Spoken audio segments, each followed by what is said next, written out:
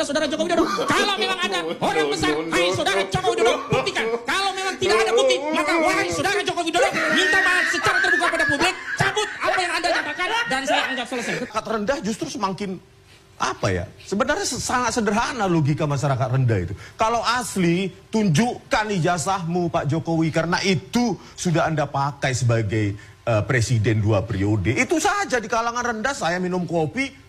Kalau asli ya tunjukkan, itu aja logikanya. Makanya saya bilang, saya di lapangan tuh ribuan orang, temen ngopi, itu aja statement mereka berulang.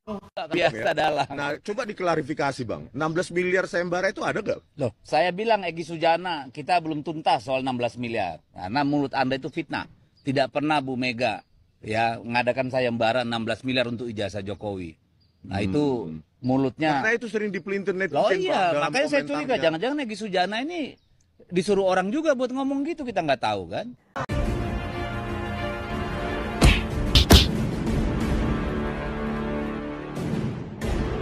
Assalamualaikum warahmatullahi wabarakatuh. Om Swastiastu, Namo Buddhaya, salam kebajikan. Kembali bersama 9.0 TV dari Buta Penderita Lopi Kabupaten Bulukumba. Sahabat-sahabat sekalian dimanapun juga berada, semakin mereka berteriak bahwa tidak ada bohir di belakangnya, tetapi mereka di saat yang sama masih kencang melakukan narasi-narasi pembohongan di publik. Sesungguhnya itu adalah merupakan penegasan bahwa memang mereka ini tidak bergerak secara independen, tetapi memang ada kepentingan besar yang bermain di belakangnya. Hal ini pun sudah dinyatakan oleh beberapa tokoh politik.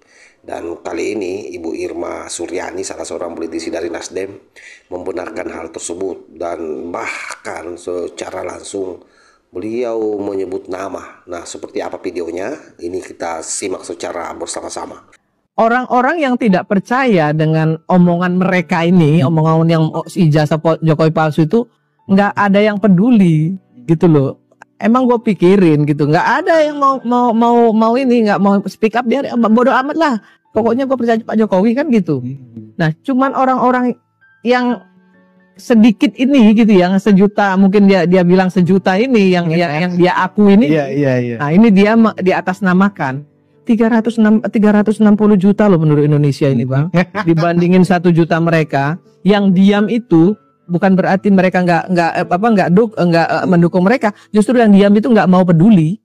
Mereka nggak percaya orang-orang ini, gitu loh.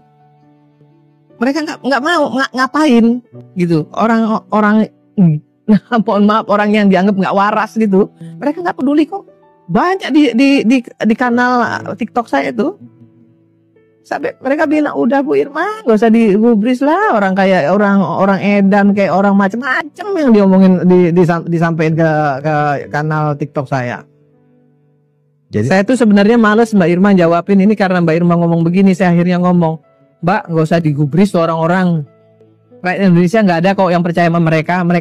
Kita diam bukan berarti kita tuh setuju dengan mereka. Kita malah nggak setuju dengan mereka. Tapi kita nggak peduli kok sama mereka. Gitu. Jadi mau ngatasnamakan rakyat yang mana? Ya, ya kan? memang mereka bikin memang jago. Ini ada bohirnya nih. Ini ada bohir nih. Ya kan? Satu bohir yang sakit hati. Itu ada orang yang bayarinnya ya. Ada orang yang sakit hati dengan Jokowi secara pribadi, ya kan? Nah, kemudian ada yang satu lagi, ada yang lain yang ketakutan nih. Ketakutan kalau nanti Gibran akan menjadi rival yang berat. Nah, ini kan juga bisa menjadi masalah gitu loh. Nah, kalau Pak Prabowo sendiri sudah menyatakan bahwa tanpa Jokowi beliau nggak menang. Satu, Pak Jokowi juga ngomong ke saya nih Mbak Irma, sampai ngomong sama anak saya Gibran, kamu jangan ojo kemajon. Maksudnya jangan terlalu maju. Kamu ikut aja perintah Pak Prabowo. Kata Pak Jokowi. Sampai hari ini semuanya saya suruh anak saya ikut perintah Pak Jokowi. Apapun perintahnya Pak Prabowo harus kamu ikutin. Jadi belum pernah ada pikiran bahwa anak saya ini nanti mau maju itu belum pernah ada pikiran. Saya minta anak saya ikut Pak Prabowo, nderek Pak Prabowo, ojo kemajon. Sampai ngomong begitu kok sama saya. Artinya kalau dengan Pak Prabowo nggak ada masalah. Mau dipakai Pak Prabowo lagi nanti ke depan, monggo, nggak dipakai pun juga nggak ada masalah gitu. Itu Pak Jokowi sampaikan. Gitu. Orang lain yang takutan ini. Kita duga sebagai bohir dari mereka-mereka ini. Jadi ada dua kategori Kak Irma melihat ya. Iya. Siapa yang ngongkosin gerakan-gerakan mereka ini? Kan gini Kak Irma. Kalau saya pribadi sih sudah bisa meraba-raba ya. Tapi kan saya juga nggak boleh menyebut nama. Fitnah nanti ya. Karena kita harus punya bukti untuk bicara, Bang. Iya. Tapi secara Saya menduga ini para mantan juga sih Kak Irma. Saya menduga ada di antara orang di belakang kita ini kan kita ini bukan politisi bodoh gitu ya, yang nggak punya jaringan, nggak punya telinga banyak gitu. Kita juga tahu gitu ya, siapa membiayai siapa kan gitu. Ada yang terus-terusan sampai ada yang ceramah di UGM gitu ya, ceramah di masjid UGM. Tapi isinya provokasi. Ya, itu ada. Sampai begitu ya? Iya. Saya sebut nama Ferry Amsari.